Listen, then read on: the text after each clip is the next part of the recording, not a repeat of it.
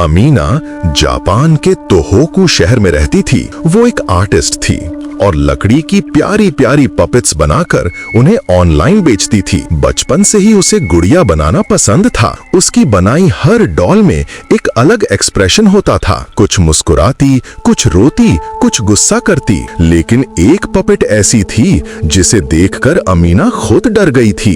एक दिन उसे अपने पुराने क्लाइंट से एक मेल आया। मेरे पास एक पपेट है जो मेरी दादी के पास थी, इसे रिपेयर कर दो क्योंकि कोई इसे छूने से डरता है। वो पपेट लकड़ी की बनी थी, सफेद चेहरा, लाल होंठ और उसकी आंखें ऐसे लगती जैसे किसी इंसान की हों।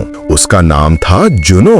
अमीना ने जुनो को घर लाकर अपने वर्क टेबल पर रख दिया। जैसे ही उसने उस पपेट के बालों को छुआ, उसकी उंगली कट गई, लेकिन उसे मजाक लगा और उसने काम शुरू कर दिया।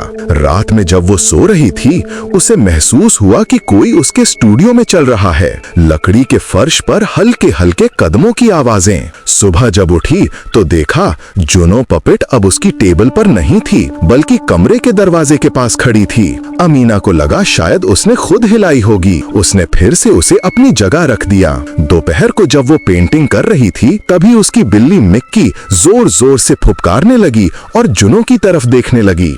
अमीना ने देखा तो पपेट की आंखें थोड़ी सी खुली लग रही थीं, जैसे वो झपक रही हो। डर के मारे उसने उस पपेट को कपड़े में लपेट दिया। रात को उसे फिर वही हंसी सुनाई दी, धीमी, लकड़ी रगड़ने जैसी। अचानक दरवाजा अपने आप खुल गया और टेबल पर रखे सारे ब्रश जमीन पर गिर गए। अमीना ने टॉर्च जलाकर देखा तो जुनो वहीं खड़ी थी, उसके ठीक पास। अगले दिन अमीना ने ऑनलाइन सर्च किया, जुनो पपेट जापान। उसे पता चला कि 1970 में तोहोकू में एक फैमिली थी जिसके घर में ऐसी ही डॉल थी। कहा जाता था कि वो डॉल हर उस व्यक्ति को श्राप देती थी। उस परिवार के 3 लोग एक के बाद एक मर गए थे, एक एक्सीडेंट, एक फायर और एक आत्महत्या। अमीना अब बहुत डर गई थी।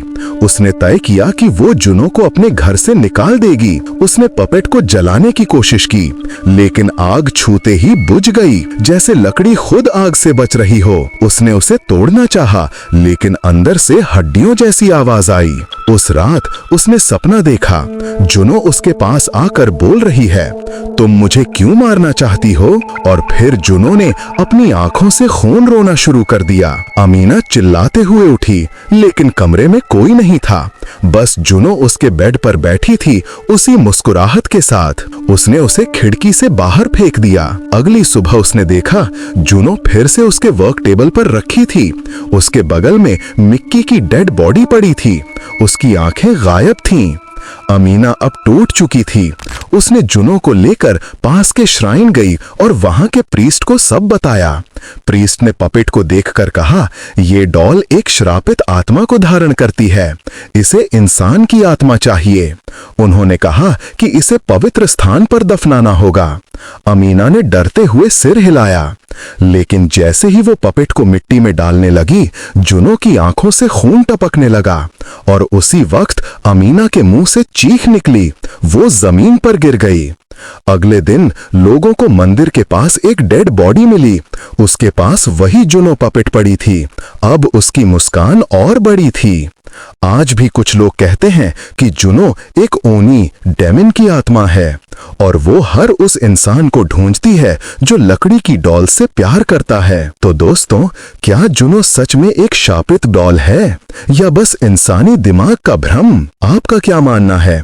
क्या हर डॉल में आत्मा हो सकती है? कमेंट्स में जरूर बताना।